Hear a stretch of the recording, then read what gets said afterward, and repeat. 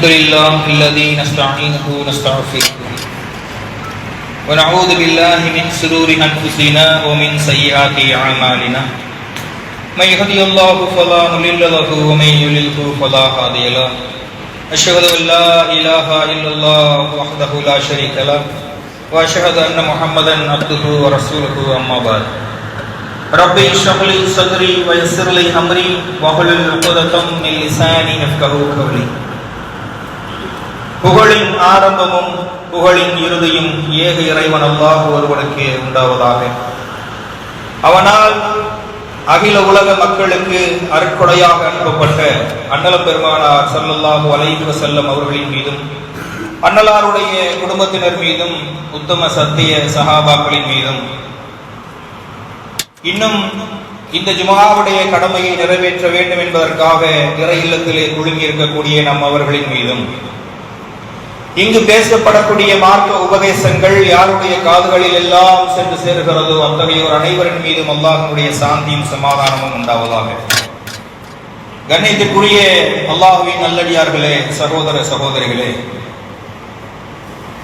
அல்லாஹ் ரப்புல் ஆலமீன் இந்த உலகத்தை படைத்து ஏராளமான ஆண்டுகளை கடந்த பின்பும் எல்லா விதமான சமூகத்திற்கும் அல்லாஹ் வழிகாட்டி கொண்டே வந்து கொண்டிருக்கிறான். அந்த வழிகாட்டல்களில் அல்லாஹ் ஒவ்வொரு முறையும் மக்களுக்கான சட்டங்களை மாற்றி இருக்கிறான். அவர்களுடைய தேவைக்கேற்ப மிகச்சிறந்த வழிகாட்டுதலையும் வாழ்வியலையும் அவர்களுக்கு கற்றுக் கொடுத்திருக்கிறான். எந்த காலத்தில் எப்படிப்பட்ட தேவை இருக்கிறதோ தூதர்களிடத்திலிருந்து அதற்கான தீர்வுகள் அப்பொழுது வெளிப்பட்டன. ஒவ்வொரு தூதர்களும் வருகின்ற பொழுது அல்லாஹ்வின் வேதத்தை மட்டும் கொண்டு வந்தவர்களாக வரவில்லை. அந்தந்த சமூகத்தில் அந்தந்த சூழ்நிலையில் உள்ள பிரச்சனைகளையும் அவர்கள் சொல்யூஷனோடு வந்தார்கள்.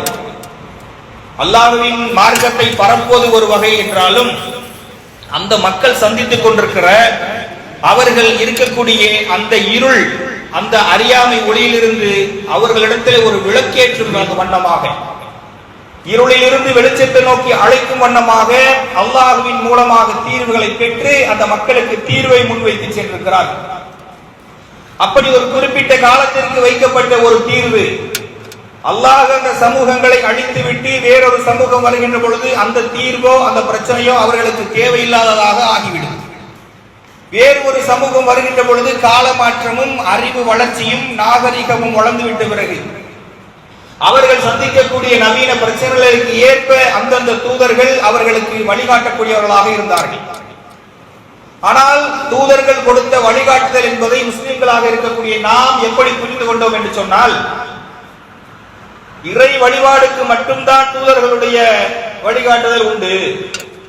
அன்றாட வாழ்வில் ஏற்படக்கூடிய சிக்கல்களுக்கும் பிரச்சனைகளுக்கும் அரசியல் ரீதியான பொருளாதார ரீதியான விஷயங்களுக்கும் மார்க்கத்தை பின்தள்ளிவிட்டு உலக விஷயங்களை கவனிக்கக்கூடியதாக இருக்கிறது.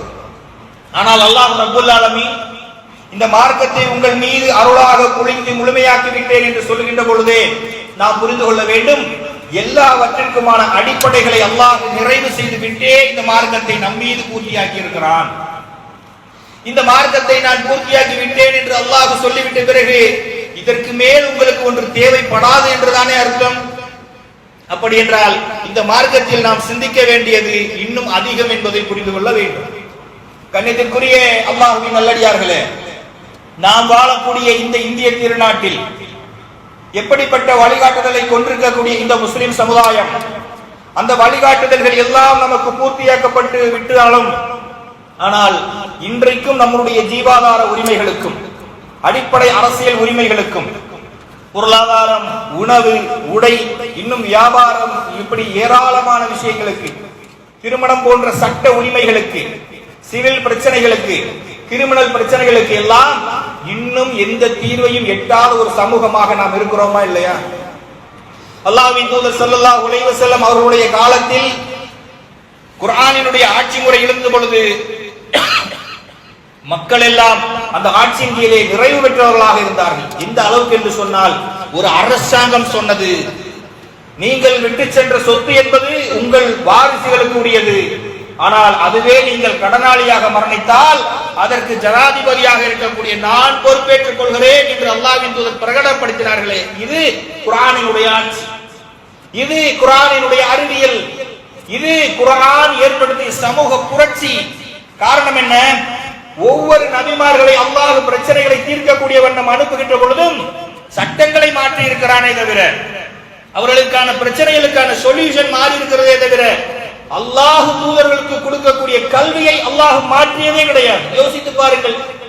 லா இலாஹா இல்லல்லாஹ் என்று சொல்லக்கூடிய ஏகத்துவ கலிமாவை மொழியாமல் எந்த ஒரு தூதர்களும் இருந்தது கிடையாது. ஏகத்துவத்தை எடுத்து சொல்லுகின்ற பொழுது முதல் படியாக ஏகத்துவம் தான், லா இலாஹா இல்லல்லாஹ் தான். அதை பேஸாக வைத்துதான் ஒரு சமூகத்தை கட்டெழுப்பி அல்லாஹ்வின் தூதர் இந்த அளவுக்கு பிரகடனம் செய்தார்கள். ஏன்? வறுமையில் இருக்கின்ற பொழுது அதற்கு வழி இல்லாத ஒருவன் அரசாங்கம் தான் பொறுப்பேற்றுக் கொள்ள வேண்டும் என்கிற அளவுக்கு ஒரு பெரிய சமூக புரட்சியை உருவாக்கி இருக்கிறது என்று சொன்னால் புரிந்து கொள்ள வேண்டியது, ஏதோ ஒரு இடத்திலே இந்த முஸ்லிம்கள் தவறு செய்திருக்கிறோம், ஏதோ நம்முடைய வேர்களிலே ஏதோ ஒன்றை விட்டிருக்கிறோம், எதிரோ ஒன்றில் நாம் கவனக்குறைவாக இருக்கிறோம். காரணம் என்ன தெரியுமா? அல்லாஹ் நமக்கு அமானிதமாக ஒன்றை கொடுத்திருக்கிறான். அந்த அமானிதத்தை சரியாக பேணாமல் விட்டுவிட்டோமோ என்ற ஒரு சந்தேகம் இருக்கிறது. என்ன அந்த அமானிதம்? 33வது அத்தியாயம் 72வது வசனத்தில் அல்லாஹ் சொல்லுகின்ற பொழுது, இன்னா அரல்னல் அமானத அலஸ் ஸமாவாத்தி வல் அர்லி வல் ஜிபால், மலைகளுக்கும் வானங்களுக்கும் பூமிக்கும் ஒரு அமானிதத்தை நாம் வெளிப்படுத்தி காட்டினோம். அவை சுமக்க பயந்து மறுத்து விட்டது என்று அல்லாஹ் சொல்கிறான். வானத்திற்கும் பூமிக்கும் மலைக்கும் என்று அல்லாஹ் சொல்கிறான். இவை எல்லாமே பிரம்மாண்டமான படைப்புகள்.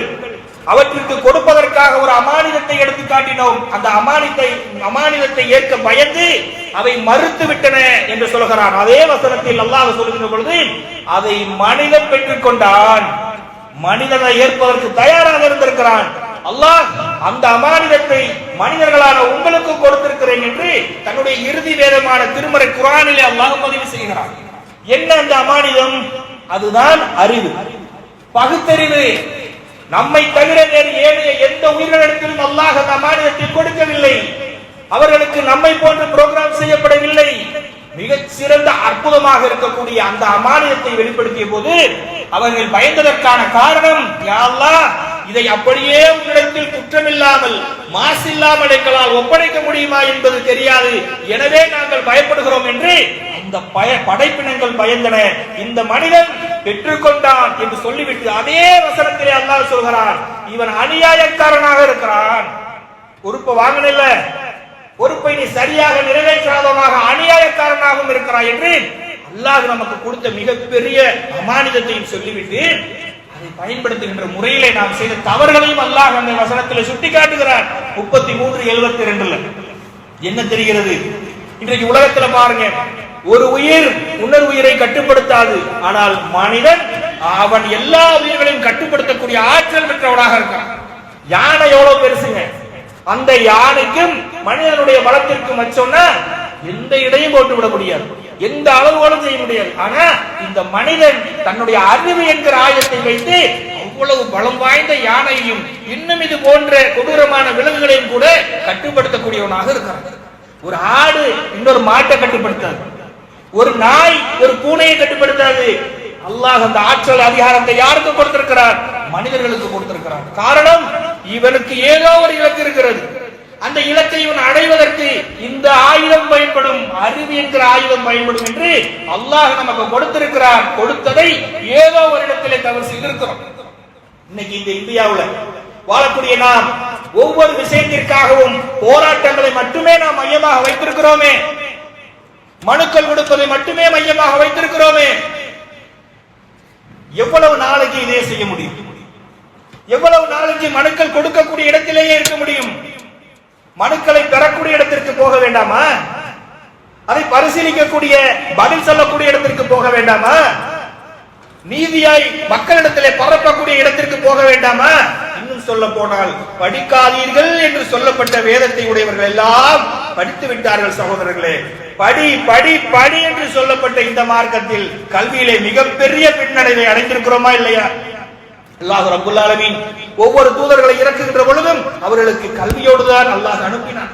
அல்லாஹ்வுடைய கல்வி அவர்களுக்கு கிடைக்கும். அந்த கல்வியின் மூலமாக மக்களை, சமூகத்தை வழிநடத்தினார்கள். அவர்கள் மேன்மை அடைய செய்தார்கள். ஒவ்வொரு தூதருடைய காலத்திலும் மிகப்பெரிய புரட்சிகளை நாம் பார்த்திருக்கிறோமா இல்லையா? மூசா நபி இருப்பதிலேயே பலகீனமான நபியாக, கோபப்படுவார், பலமான நபி தான். ஆனால் அடிமை குடும்பத்தில் பிறந்தவர். அவர் செய்த சாதனை என்ன? மிகப்பெரிய அரசன், கடவுளுக்கெல்லாம் கடவுள் என்று சொன்னவரிடத்தில் முகத்துக்கு நேராக நின்று நீ கடவுள் இல்லை, எங்களுடைய மக்களை வெளியேற்று என்று சொல்லக்கூடிய தைரியமும் திராணியும் இது கொடுத்தது. அல்லாஹ் எந்த வகையை உங்கள் மீது இறக்கி வைத்தானோ அந்த பேஸ்மெண்ட்டில் நின்று ஒரு சமூகத்தை வார்த்தெடுத்தால் மட்டும்தான் அந்த வெற்றியும் அந்த புரட்சியும் சாத்தியம். அதை தவறவிட்ட ஒரு சமூகம் வேறு எந்த மாற்று கருத்துல எந்த வழியில சென்றாலும் அதை அவர்கள் அடைந்து கொள்ள மாட்டார்கள். யோசிச்சு பாருங்க. அல்லாஹ்வின் தூதருக்கு வரக்கூடிய முதல் வகையே இக்ரா பிஸ்மி ரப்பிக்கல் லதி ஹலக் என்று சொல்லக்கூடிய வார்த்தை. நபியே, நீங்கள் ஓதுவீராக, நீங்கள் படிப்பீராக, நீங்கள் வாசிப்பீராக என்று சொல்லக்கூடிய பொருள்படக்கூடிய அந்த வசனத்தை தான் அல்லாஹ் இறக்குகிறார். சகோதரர்களே, எடுத்தவுடனே உங்கள் இறைவன் அல்லாஹ் என்பதை கூட அல்லாஹ் இறக்கவில்லை. ஏன்? முதலில் உங்களுக்கு நாலேஜ் வரணும். அப்போதான் உங்களுடைய இறைவன் யார் என்பதை உங்களால் பகுத்தறிவின் மூலம் கண்டுகொள்ள முடியும். அதற்கான கருவியான அமானிதமான பகுத்தறிவையும் உங்களுக்கு கொடுத்திருக்கிறோம். அதன் மூலமாக நீங்கள் மக்களுக்கு தீர்வு சொல்லக்கூடியவர்களாக இருக்க வேண்டும். இந்த கோர் கான்செப்ட் தான் ஒட்டுமொத்த குர்ஆனும் முஸ்லிம்களிடத்தில் எதிர்பார்க்கிறது. நாம் இன்னைக்கு என்ன பண்ணியிருக்கோம்? சமூகத்தின் நிலை என்பது வெறும் செய்திகளாக தெரிந்து கொண்டிருக்கிறோம். இன்றைக்கு கல்வியினுடைய முக்கியத்துவத்தை கொஞ்சம் மறந்தவர்களாக, இன்னும் சொல்ல போனால் நமக்கு நடக்கக்கூடிய அநீதிகள் எல்லாம் நாமே ஏதோ ஒரு நியூஸ் போல, உத்தரப்பிரதேசத்துல தானே நடக்குது, பீகார்ல தானே நடக்குது, ஜார்க்கண்ட்ல தானே நடக்குது என்று நினைத்துக் கொண்டிருக்கிறோம். யாருக்கு நடக்குகிறது? அங்க ஒரு முஸ்லீமுக்கு நடக்கிறதா இல்லையா? இந்த இடத்துல நாம கவனிக்க வேண்டிய விஷயம் சகோதரர்களே, இந்த முஸ்லிம் சமூகம் இன்றைக்கு உயிர் மூச்சாக எடுக்கக்கூடிய முதல் ஆயுதம் கல்வியாகத்தான் இருக்க வேண்டும். ஒரு காலத்துல வரலாறு எடுத்து பார்த்தோம்னு சொன்னா, மிகப்பெரிய ஆராய்ச்சியாளர்கள் எல்லாம் முஸ்லிம்களுடைய வழிகாட்டுதலின் மூலமாக வந்திருக்கிறார்கள். பூமியினுடைய புவியீர்ப்பு விசையை கண்டறிந்த நியூட்டன் சொல்கிறார், புவியீர்ப்பு விசையை நான் அறிந்து அதை செயல்படுத்தி வானியலுடைய ஆராய்ச்சிக்கு செல்கின்ற பொழுது அரேபிய அறிஞர்களுடைய தோல் மேல் நின்றுதான் நான் ஆராய்ச்சி செய்தேன் என்கிறார். என்ன அர்த்தம்? நான் செய்கிட்டு போறதுக்கு முன்னாடியே சில ஃபார்முலாஸ் அவங்க ரெடி பண்ணி வச்சிருந்தாங்க. வானியல் பற்றிய அறிவு அவர்களுக்கு இருந்தது. அவர்கள் இதிலிருந்து எடுத்தார்கள் தெரியுமா? வானியலை பற்றி திருமறை குர்ஆன் பேசுகிறது. இன்னும் நிறைய விஷயங்களை பற்றி திருமறை குர்ஆன் பேசுகிறது. அல்லாஹ் ரப்பல் ஆலமீன் கல்வியாளர்களுக்கு எந்த அளவுக்கு அந்த பெருமையை, அந்த கல்வியுடைய சிறப்பை சொல்லுகிறான் என்று சொன்னால், 2வது அத்தியாயம் 269வது வசனத்தில் யுரில் ஹிக்மத மய்யஷா வ மை யுரில் ஹிக்மத ஃபகத் ஊதிய ஹைரன் கஸீரா, யாருக்கு அல்லாஹ் கல்வி ஞானத்தை வழங்குகிறானோ அவர் ஏராளமான நன்மைகளை பெற்றவர்களாக ஆகிறார். யோசிச்சு பாருங்க. நம்ம இதை எதோடு சுருக்கிக் கொள்கிறோம் என்று சொன்னால், குர்ஆன் ஓதினால் நன்மை கிடைக்கும், குர்ஆன் ஓதினால் மறுமையில வெற்றி கிடைக்கும், இன்ஷா அல்லாஹ் கிடைக்கும். இன்றைக்கு இருக்கக்கூடிய என் முன்னால் இருக்கக்கூடிய பிரச்சனைக்கு குர்ஆனின் மூலமாக நான் கண்ட தீர்வு என்ன? நபிகளாருடைய போதனையின் மூலமாக நான் கண்ட தீர்வு என்ன? என்னுடைய சமூக நீரோட்டம் எதை நோக்கி போய் கொண்டிருக்கிறது? ஒவ்வொரு பிரச்சனைக்கும் போராட்டமும் கோஷங்களும் தீர்வாக முடிந்து விடுமா? நாம் செய்யக்கூடிய ஜனநாயக வழியான எல்லா போராட்டங்களும் அதிகாரிகளின் மூலமாக அரசாங்கத்தினுடைய காதுகளுக்கு கொண்டு செல்லப்படும், ரெக்கார்டுகளாக ஆகப்படும். ஆனால் தீர்வு, எந்த ஆட்சியாளர்கள் வந்தாலும் நம்முடைய காட்சி மட்டும் மாறவே மாட்டேன் என்கிறதே சகோதரர்களே. என்றைக்காவது இதனுடைய வேர் எங்கே பழுதுபட்டிருக்கிறது என்று நாம் தெரிந்திருக்கிறோமா? அல்லாஹ் ரப்பல் ஆலமீன் திருமறை குர்ஆன்ல சொல்றார், அஃபலா தஅகிலூன், மக்களே, அறிவுடைய மக்களே, நீங்கள் சிந்திக்க மாட்டீர்களா? அல்லாஹ் தன்னை வணங்க வேண்டும் மட்டும் என்று குர்ஆன்ல சொன்னானா? அல்லாஹ் வானங்களை பற்றி பேசுகிறார், மழை பொழிவை பற்றி பேசுகிறார், குழந்தை உருவாவதை பற்றி பேசுகிறார். வானில் மழை பொழிந்த அந்த சைக்கிளை இன்னைக்கு சயின்ஸ் சொல்கிறது. அதை அறிவியலாக்கப்பட்ட பிறகு குர்ஆனினுடைய எந்த ஒரு கருத்தும் மாறுபடாமல் இருக்கிறது. சொன்னது எப்போ?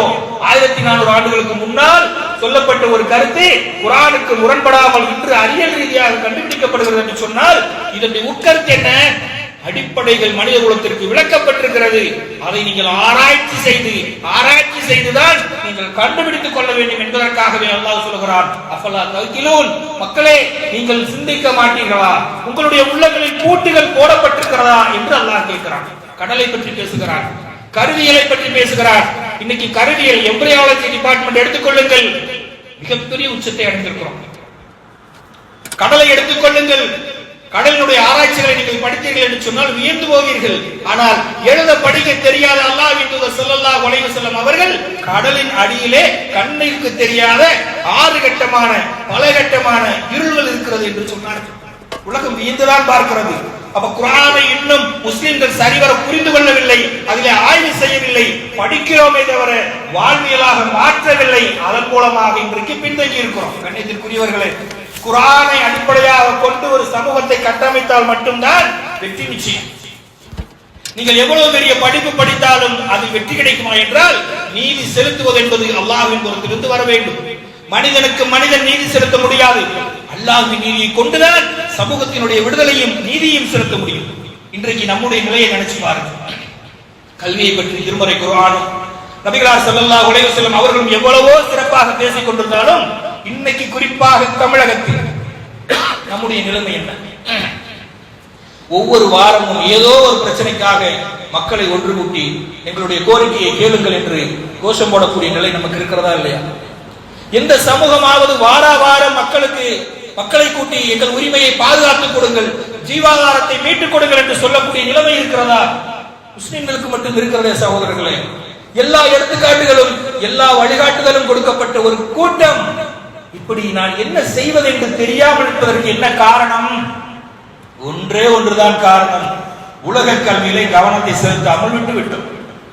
67 ஆண்டுகள் சுதந்திரமான இந்த இந்தியாவில் எத்தனை ஐஏஎஸ்களை உருவாக்கி இருக்கிறோம், எத்தனை ஐபிஎஸ்களை உருவாக்கி இருக்கிறோம், எத்தனை காவல்துறை அதிகாரிகளை உருவாக்கி இருக்கிறோம். படிப்பது என்றால் நம்முடைய பெற்றோருக்கு என்ன மனதில் வருகிறது என்று சொன்னால், எல்கேஜி சேர்க்கும் போதே இன்னும் சில ஸ்கூல்ல சென்னையில எல்லாம் போய் பாத்தீங்கன்னா அட்மிஷனுக்கு 2 லட்சம் ரூபாய் கொடுத்து வாங்குவாங்க. அட்மிஷன் ஃபார்ம் 2 லட்சம் ரூபாய் கொடுத்து வாங்குவாங்க. 30 மணி நேரம் லைன்ல நின்று வாங்குவாங்க. இவருடைய நோக்கம் எல்லாம் என்ன? சமூகத்தில் ஒரு என் மகன் மாற்றத்தை ஏற்படுத்த வேண்டும் என்பதற்காகவா? கிடையாது. 6 மாசத்துல சரளமா இங்கிலீஷ் பேசுவானா? ஃபீஸ கட்டுறாங்க. என்னுடைய பிள்ளை பெரிய நிறுவனங்களுக்கு வேலைக்கு செல்வானா? அதுதான் கனவு. பெரிய நிறுவனங்களுக்கு வேலைக்கு செல்லக்கூடிய மாப்பிள்ளைக்கு பெரிய இடத்துல இருந்து பொண்ணு வரும், பெரிய இடத்துல இருந்து மாப்பிள்ளை வரும். இதுதான் நோக்கமாக இருக்கிறது. என் லைஃப்ல நான் செட்டில் ஆகணும். இது ஒரு வகையான நல்ல எண்ணமாக இருந்தாலும், நியாயமான எண்ணமாக இருந்தாலும், ஒட்டுமொத்த சமூகத்தின் தனி மனிதனாக உங்களுடைய பங்கு என்ன? திருமறை குர்ஆன் அதைத்தான் கேட்கிறது. யோசிச்சு பாருங்க. தியாகம் என்பது என்னுடைய பிள்ளை என்னுடைய சமூகத்திற்கான தீர்வை சொல்லக்கூடியவனாக இருக்கிறானா இல்லையா? எவ்வளவோ பிரச்சனைகளை சந்திக்கக்கூடிய இந்த முஸ்லிம் சமூகம் இந்த இளைஞர் சமுதாயத்தை பிரச்சனைகளை தீர்க்கக்கூடியவர்களாக ஆக்கி இருக்கிறதா இல்லையா? கண்ணியத்திற்குரியவர்களே, இன்னைக்கு பாருங்க, 10th நல்ல மார்க் வாங்கினா 12th நல்ல மார்க் வாங்கணும். அப்படி வாங்கிட்டா நல்ல காலேஜ் கிடைக்கும், நல்ல காலேஜ் கிடைச்சா அதன் மூலமாக நல்ல வேலை கிடைக்கும். இதுதான் ஒட்டுமொத்த வெற்றி என்று நாம் நினைத்துக் கொண்டிருக்கிறோம் சகோதரர்களே. ஆனால் இன்னைக்கு நிலைமையை சொல்றாங்க. தமிழ்நாட்டுல 1282 இன்ஜினியரிங் காலேஜஸ் இருக்கு. அதுல 152 வந்து கவர்மெண்டினுடைய காலேஜ். 2020 இருக்கக்கூடிய அந்த கல்வி அமைச்சர் சொன்னக்கூடிய ரிப்போர்ட் என்ன தெரியுமா? கம்ப்யூட்டர் சயின்ஸுக்கு பசங்க வரவே மாட்டேங்கிறாங்க. ஏன்னு கேட்டா அதுல பெரிய வேகன்சி இனிமேல் இருக்க போறது இல்ல. அதனால நிறைய டிபார்ட்மெண்ட் நாங்க க்ளோஸ் பண்றோம். இன்னும் சொல்ல போனா நிறைய இன்ஜினியரிங் காலேஜஸ் நீங்க வந்து கல்விக்கூடங்களாக மாற்றிக்கொள்ளுங்கள், ஸ்கூலாக மாற்றிக்கொள்ளுங்கள் என்று சொல்லக்கூடிய நிலைமை. இன்னைக்கு நம்ம என்ன பண்ணிட்டு இருக்கோம்? இன்ஜினியரிங் படிச்சிருக்கேன்னு சொன்னா பெருமையாக நினைத்துக் கொண்டிருக்கிறோம். அது உங்களுக்கே ஒரு இடத்தில் உதவாது இருக்கிற பொழுது அந்த சிலபஸ் 5 வருஷத்துக்கு ஒருக்கா மாறிக்கிட்டே இருக்கும். அதனுடைய வேலை வாய்ப்புகள் 5 வருஷத்துக்கு ஒருக்கா மாறிக்கிட்டே இருக்கும். ஒவ்வொரு ஆண்டும் கிட்டத்தட்ட 4 லட்சம் இளைஞர்கள் பட்டதாரியாக பிஏ படிச்சுட்டு வெளியே வர்றாங்க. ஸ்டாட்டிஸ்டிக்கல் சொல்லுகிறது, கவலை அளிக்கிறது, 6000 பேருக்கு தான் சரியான வேலை கிடைக்கிறது. மிச்சம் இருக்கிற எல்லாரும் அன்எம்ப்ளாய்மெண்ட் அல்லது தங்களுக்கு சம்மதம் இல்லாத வேலையில் இருக்கக்கூடியவர்களாக இருக்கிறார்கள். அப்போ நாம நினைக்கக்கூடிய விஷயம் என்னவென்று சொன்னால், இஸ்லாம் சொல்லுகிறது, நபிகளார் சொல்லுகிறார்கள், உங்களுக்கு பயன் தரக்கூடிய கல்வி மட்டும்தான் நன்மையாக இருக்கும். அது உங்களுக்கும் பயன் தரக்கூடியதாக இருக்கணும், சமூகத்திற்கும் பயன் தரக்கூடியதாக இருக்கணும். அப்போ இன்றைக்கு ஏஐல எல்லாரும் போய் விழுந்துட்டு இருக்கிறாங்க. சரியாக புரிந்து வைத்துக் கொள்ளுங்கள். அடுத்த 4 ஆண்டுகளில் ஏஐ என்பது மற்றவருடைய வேலையை பறிக்குமே தவிர, எல்லா இடத்திலும் டெவலப் ஆயிருமே தவிர, அதில் போய் எல்லோரும் வேலை செய்து கொண்டிருக்க முடியாது. எனவே உங்களுடைய பாடத்திட்டங்களை, உங்களுடைய கோர்ஸ்களை சரியாக நீங்கள் தெரிவு செய்து கொள்ளுங்கள். ஏன் இதை நான் இந்த இடத்துல சொல்றேன்னு சொன்னா, ஒட்டுமொத்த சமூக மாற்றம் என்பது ஏன் நமக்கு மாறாமல் இருக்கிறது என்று சொன்னால், சரியான கல்வித்துறையை நமக்கு தேர்ந்தெடுக்க தெரியல. எவ்வளவு கல்வி வழிகாட்டுதல்கள் இருந்தாலும் எனக்கு 1 லட்சம் ரூபாய் சம்பளம் கிடைக்குமா, 50,000 சம்பளம் கிடைக்குமா, வெளிநாடு போவேனா, வசதியான வாழ்க்கை வாழ்வேனா? நினைத்திற்குரியவர்களே, நமக்கென்று சமூக பொறுப்பு கிடையாதா? இன்றைக்கு மார்க்கம் எடுக்கக்கூடிய நல்ல மக்களிடத்துல உலக கல்வி கிடையாது. அவர்கள் ஒரு அதிகாரத்தில் கிடையாது. அதிகாரத்தில் இருக்கக்கூடியவர்களிடத்துல தொழுகையே கிடையாது. அநியாயமாக நடக்கக்கூடியவர்களாக இருக்கிறார்கள். முஸ்லிம் ஏதோ ஒரு இடத்துல இருக்கிறாருன்னு சொன்னா, ஒரு அதிகாரத்தில் இருக்கிறான்னு சொன்னா, அவரிடத்துல நியாயத்தை எதிர்பார்க்க முடியல. அப்ப என்ன அர்த்தம்? இரட்டை வண்டி குதிரை ஓட்டுகின்ற பொழுது ஏதோ ஒன்றில் பேலன்ஸ் தவற விட்டாலும் அது ஊர் போய் சேராதுல்ல. அப்ப உலக கல்வியையும் மார்க்க கல்வியையும் சரி சமமாக கொடுத்து ஒரு சமுதாயத்தை வளர்க்க வேண்டிய நிலையில் இன்று அடிப்படை கட்டாயமாக இருக்கிறோம் சகோதரர்களே. இன்று திருவல்லிக்கேணி போன்ற இடங்கள்ல சென்னையில பாத்தீங்கன்னு சொன்னா ஏகப்பட்ட மேன்ஷன்ஸ் இருக்கும், தங்கும் விடுதிகள். ஒவ்வொரு ரூம்லையும் 20 பசங்க இருக்காங்க. எதுக்காக? காலையில விடிஞ்சா ட்ரெஸ் பண்ணிட்டு ஃபைல தூக்கிட்டு ஓடுறான், வேலைக்காக ஓடுகிறான். படித்த வேலை இல்லாமல் வேறு ஒரு வேலையிலே தேடி ஓடுகிறான். இன்னைக்கு முஸ்லிமுடைய நிலையை நான் சொல்கிறேன், மற்றவர்களை பற்றி பேசல. இப்படி தன்னுடைய நிலையை சரி செய்யக்கூடிய முடியாத ஒரு சூழலிலே முஸ்லிம்கள் இருக்கின்ற பொழுது, வாழ்வாதாரத்தையும் ஜீவாதாரத்தையும் கவர்மெண்ட் கிட்ட எனக்காக வென்றெடுக்கக்கூடியவனாக நான் ஆக வேண்டும் என்று சொன்னால், ஏதோ ஒரு இடத்துல பெருசா கோட்டை விட்டுருக்கமா இல்லையா? எங்க விட்டு சொல்லட்டுமா சகோதரர்களே? சரியான துறைகளிலே இளைஞர்களை கொண்டு போய் நிறுத்தாமல் விட்டுவிட்டோம். என்ன கோர்ஸ் எடுக்கணும், எதை படிக்கணும், எவ்வளவு ஒரு தொலைநோக்கோட இருக்கணும், அது அப்பொழுது அதனுடைய வெளிப்பாடு சமூகத்திற்கு என்னவாக இருக்கணும்? நாலேஜ் கான்ட்ரிபியூஷன் என்று சொல்லுவார்கள். நான் ஒன்றை அறிவை அடைந்து விட்டேன் என்று சொன்னால் அது என் சமூகத்திற்கு பயன்படும். ஒரு ஆசிரியர் எப்படி இருக்கிறார்? அவர் படித்திருக்கிறார், ஆசிரியராக இருக்கிறார், அறிவை பரப்புகிறார். இது எல்லா துறையில் இருக்கக்கூடிய மக்களுக்கும் இருக்க வேண்டும், குறிப்பாக முஸ்லிம்களிடத்தில் இருக்க வேண்டும். நம்ம தான் அந்த துறைகளுக்கே போகலையே. இன்றைக்கு பாத்தீங்கன்னா வளர்ச்சி மாற்றம் 2 வகையா பிரிக்கப்படும். ஒன்று, குறிப்பாக இங்க இருக்கக்கூடிய காலேஜ் மாணவர்கள், கல்லூரி மாணவர்கள், பெற்றோர்கள் கவனித்துக் கொள்ளுங்கள். அதாவது சோசியலி ரெக்வயர்மெண்ட், சமூகத்திற்கான தேவை என்று ஒன்று இருக்கிறது. பர்சனல் ரெக்வயர்மெண்ட், சொந்த தேவை என்று ஒன்று இருக்கிறது. இஸ்லாம் சமூகத்திற்கான தேவையைத்தான் முன்வைக்கிறது சகோதரர்கள். அரசியலாக இருக்கட்டும், எதுவாக இருக்கட்டும், தனி ஒரு மனிதனுக்கு கூட இஸ்லாம் சொல்வது பிறர் நலம் நாடுவதுதான் இஸ்லாம். தீனு அன்-நஸீஹா. நீங்கள் எதை உங்களுக்கு விரும்புகிறீர்களோ அதையே நீங்கள் மக்களுக்கு விரும்புங்கள், சமூகத்திற்கு விரும்புங்கள். நீங்கள் அல்லாஹ்வுக்கு செய்வதற்கு ஒரு கடமை இருந்தால் நீங்கள் மனிதர்களுக்கு செய்வதற்கும் கடமை இருக்கிறது. 2க்குமான கேள்வி இருக்கிறது. நாளை நீங்கள் செய்த தவறுக்கு அல்லாஹ் வேண்டுமானால் மன்னிக்கலாம், ஆனால் மனிதர்களுக்கு செய்த அநீதிக்கு அந்த மனிதன் தான் மன்னிக்க வேண்டும் என்று நீதியை வலுவாமல் சொல்லிக் கொடுக்கக்கூடிய இந்த மார்க்கத்தில் நாம நீதி கேட்டு ரோட்ல போராடிட்டு இருக்கிறோம். என்ன செய்வது? இன்றைக்கு வக்ஃபு திருத்த சட்டத்திற்காக போராட்டங்களை தொடர்ந்து செய்து கொண்டிருக்கிறோம். கொஞ்சம் யோசிச்சு பாருங்க. இன்றைய இருக்கக்கூடிய இந்த இளைஞர்களிடத்தில் நான் கேட்கிறேன், வக்ஃபு திருத்த சட்டம்னு ஒன்று அமல்படுத்திட்டாங்கல்ல, எத்தனை பேர் அதை உங்க போன்ல டவுன்லோட் பண்ணி முழுமையாக அந்த அறிக்கையை படித்து பார்த்தீர்கள்? என்ன சொல்லி இருக்கிறார்கள் என்று நீங்கள் படித்தவர்கள் எத்தனை பேர்? ஆங்கில மீடியத்தில் தானே படிக்கிறீங்க. பெற்றோர்கள் கேட்டதுண்டா, மகனே இங்க வா, மகளே இங்க வா, வக்ஃபு திருத்த சட்டம்னு சொல்றாங்களே அப்படின்னா என்ன, எனக்கு டீட்டெயிலா சொல்லு. அல்லது கவர்மெண்ட் என்ன சொல்லி இருக்கு, எதை தப்புன்னு நம்ம சொல்றோம், கொஞ்சம் சொல்லு. என்றைக்காவது கேட்டதுண்டா சகோதரர்களே? நம்முடைய தவறே இங்கதான் நடக்குது. நம்ம சொத்து இல்ல, அப்ப அது நம்மளுக்கு பிரச்சனை இல்லை. இது போன்ற எண்ணத்தை இஸ்லாம் நமக்கு வளர்க்க சொல்லவில்லை சகோதரர்களே. நம்முடைய அடுத்த ஒரு பிரச்சனை என்னன்னு சொன்னால், இன்றைக்கு வக்ஃபு சொத்துக்காக நாம் போராடி கொண்டிருக்கிறோம், உரிமை மீட்புக்காக இருக்கிறோம். ஆனால் அது நம்முடைய தவறுதான் என்பதை புரிந்து கொள்ள வேண்டும். ஏன்? நமக்காக தானம் செய்யப்பட்ட இடத்தில் கல்வி நிலையங்களையும் யூனிவர்சிட்டிகளையும் மதரசாக்களையும் உருவாக்காமல் விட்டது யாருடைய தவறு? நம்மளுடைய தானே. அதில் ஒரு கவனக்குறைவு ஏற்பட்டதும் நாம சரி செய்து கொள்ள வேண்டிய விஷயம். இன்ஷா அல்லாஹ் வருகின்ற காலங்களில் இது போன்ற விஷயங்களில் கவனம் செலுத்தி சமூகத்தினுடைய மாற்றத்திற்கான விதையை தூவ வேண்டும்.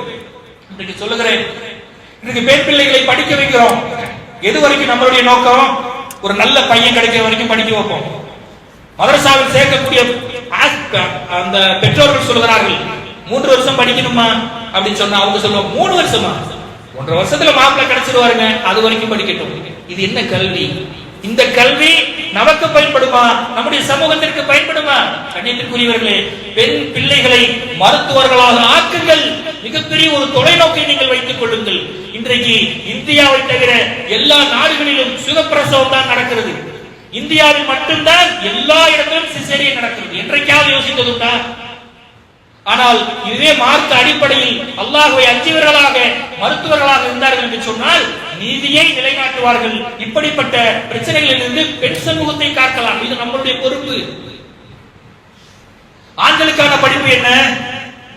அவர்கள் IAS-களாக ஆக வேண்டும், IPS-களாக ஆக வேண்டும், IFS-ஆக ஆக வேண்டும்.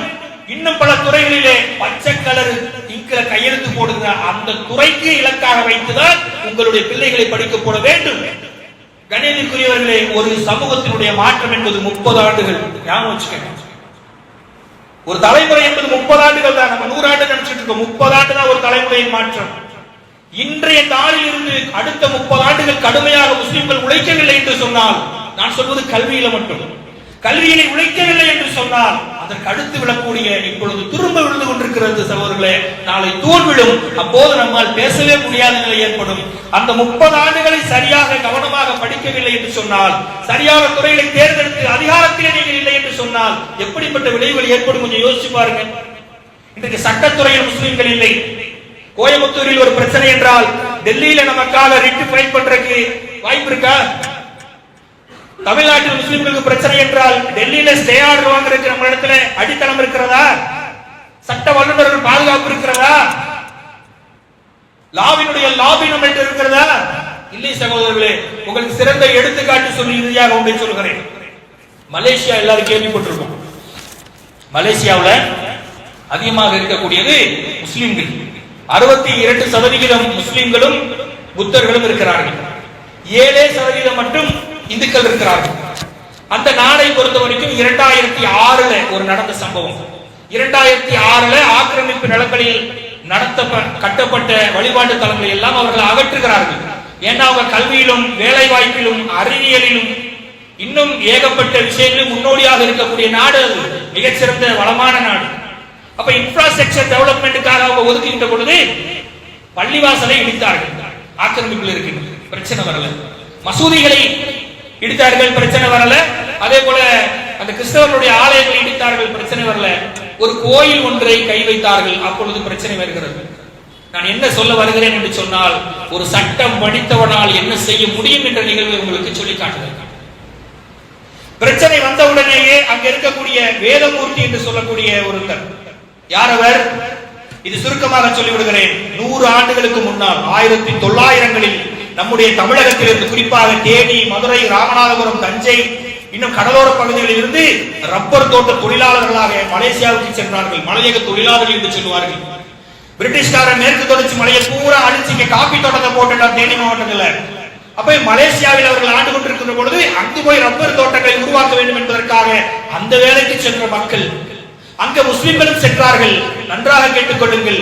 அங்க எல்லாரும் அந்த ரப்பர் தோட்டங்களில் வேலை செய்து கொண்டிருக்கின்ற பொழுது முஸ்லிம்களும் வேலை செய்தார்கள். ஆனால் முஸ்லிம்கள் உணவு சமைத்துக் கொடுக்கின்ற வேலையை அதிகமாக செய்தார்கள்.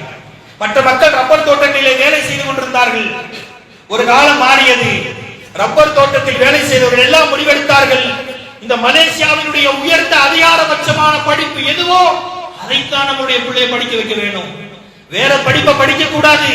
நான் பட்ட கஷ்டம் என்னுடைய குழந்தை படக்கூடாது என்று முடிவெடுத்தார்கள். எல்லோரையும் இன்டர்நேஷனல் லா படிக்க வைத்தார்கள். இந்த விஷயம் நிறைய பேருக்கு நமக்கு தெரியல.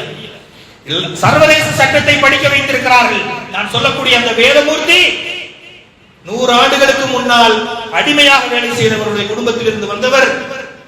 அப்ப என்ன பண்றாரு? சமையலில் அதிகமாக கவனம் செலுத்திருந்த முஸ்லிம்கள் இன்றைக்கு வரைக்கும், மலேசியா போனவர் இருந்தா தெரியும், இன்றைக்கு வரைக்கும் உணவு தொழிலில் அதிகமாக கோலோச்சி கொண்டிருப்பது முஸ்லிம்கள் தான்.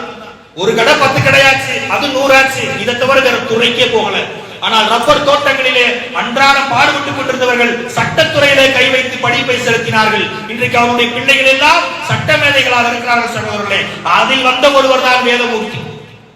அவர் என்ன பண்றாரு, இப்படி கை வச்ச உடனே இன்ட்ராஃப் அப்படின்னு ஒரு அமைப்பு இருக்கு.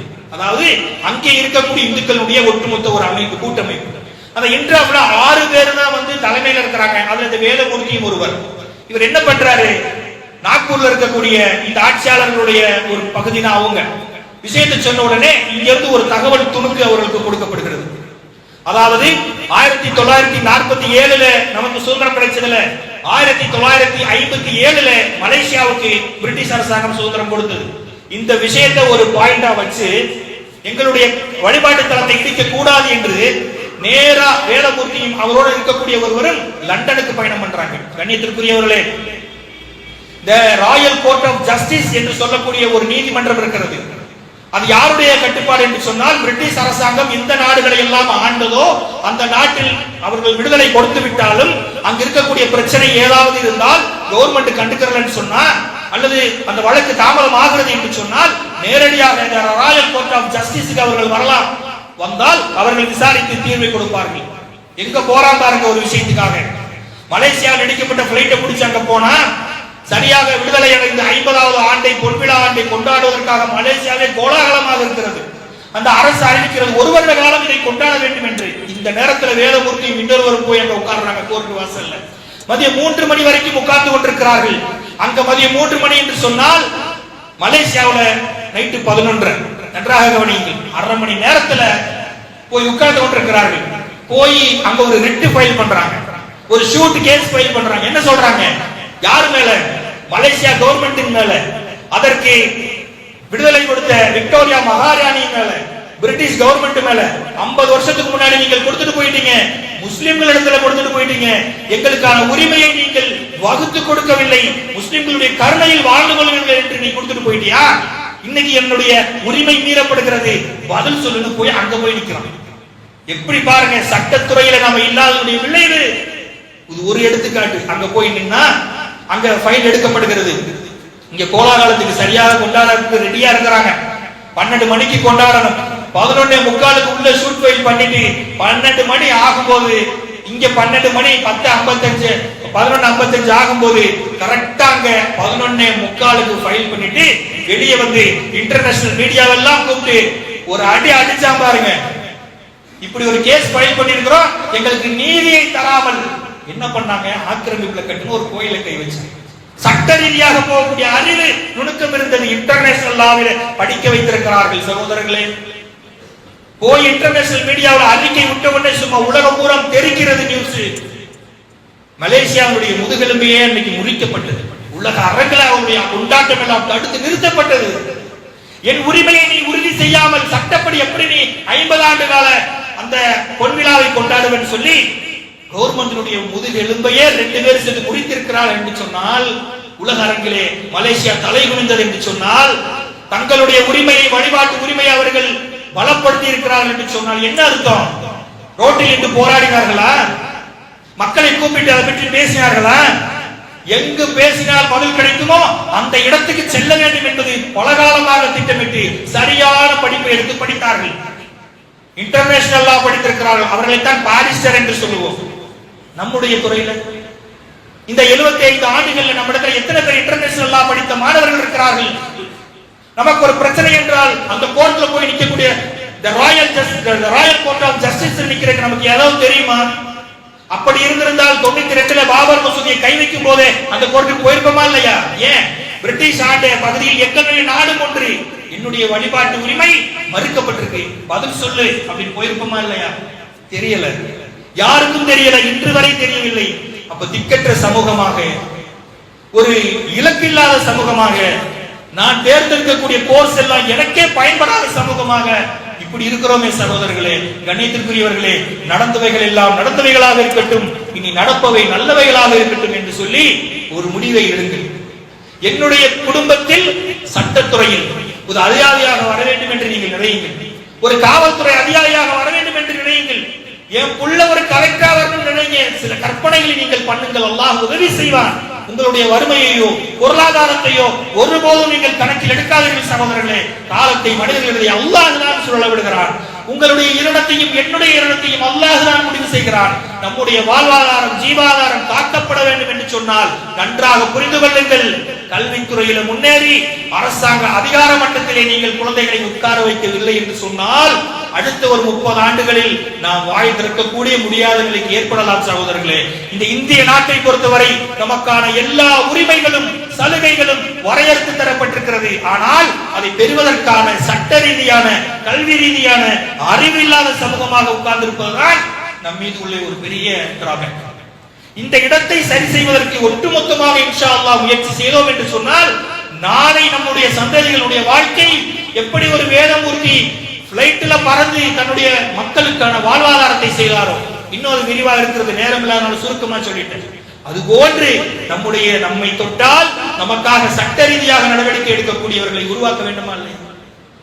ஒரு கலெக்டர் கிடையாது முஸ்லிம்ல. 660 உயர் நீதிமன்ற நீதிபதிகள் இருக்கிறாங்க இந்தியாவுல. 23 பேர் தான் முஸ்லிம்கள். அவர்கள் எல்லாம் மார்க்கம் தெரிந்தவர்கள் கிடையாது. மார்க்கத்தின் அடிப்படையில் இருந்தால் தான் நீதி உங்களுக்கு கொடுக்கப்படும். பெயர் தாங்கிகளாக இருந்தால் நீதி உங்களுக்கு கொடுக்கப்படாது.